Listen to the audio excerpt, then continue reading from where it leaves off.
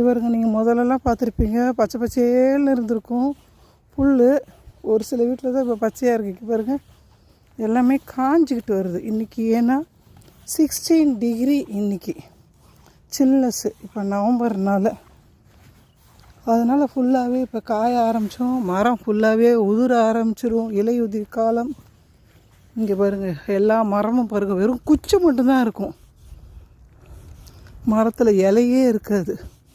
அதனால தான் இங்கே ஒரு சீசனையும் வந்து ஃபால் சீசன்னுவாங்க, அதுக்கப்புறம் பம்கின் சீசன்னுவாங்க, பம்கின் சீசன்னுவாங்க. ஏன்னா பம்கின் அந்த நேரத்தில் நிறைய விளைஞ்சி அறுவடை பண்ணுவாங்களாம், அதனால் பம்கின் சீசன்னுவாங்க.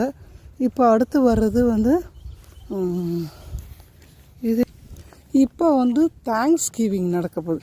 தேங்க்ஸ் கிவிங்னா அந்த பாருங்களேன், தேங்க்ஸ் கிவிங்னா பசங்கள்லாம் வந்து ஒரு இடத்துல படிக்க போயிருப்பாங்க, அம்மா அப்பாலாம் ஒரு இடத்துல வேலை செஞ்சுட்ருப்பாங்க. அந்த தேங்க்ஸ் கிவிங் டேக்கு மட்டும் எல்லோரும் ஒன்றா சேர்ந்து உட்காந்து சாப்பிடுவாங்களாம். அதுவும் இல்லாமல் அம்மா அப்பாவை பார்க்கறதுக்கு கூட நான் வரலாமா அப்படி சொல்லி அப்பாயின்மெண்ட் வாங்கிட்டு தான் இங்கே வருவாங்களாம் அமெரிக்காவில் பார்க்குறதுக்கு. அப்போ அந்த தேங்க்ஸ் கிவிங் டேவுக்கு பெரிய வான்கோழி அடித்து சமைச்சி எல்லோரும் சாப்பிடுவாங்களாம் ஃபேமிலியோடு உட்காந்து. அதுதான் தேங்க்ஸ் கிவிங் டேன்னு சொல்லிட்டு இங்கே வந்து செலிப்ரேட் பண்ணுறாங்க அமெரிக்காவில்.